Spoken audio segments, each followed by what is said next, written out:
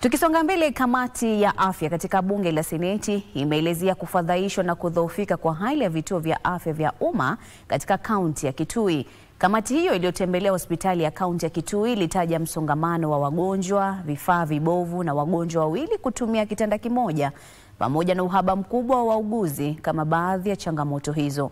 Kamati hiyo ikiongozwa na seneta mteule Tabitha Mutinda ilisikitishwa na hali ambapo wagonjwa wa kifua kikuu wanatangamana kiholela na wagonjwa wengine, na wakataka hatua za dharura zichukuliwe kuimarisha huduma za afya katika kaunti hiyo.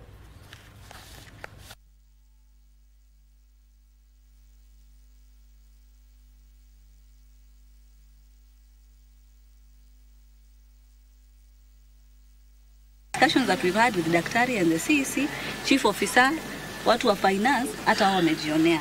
Na kwa sababu niko na imani kulingana na vile tumezungumza, wanasema hii mambo yote wako nayo, niko na imani that they can be able to ensure that they at least respond immediately to this particular issues and prove priority where it belongs. Hata kitu kama basic kama CCTV. Umeona watu wanaingia wanaua watu.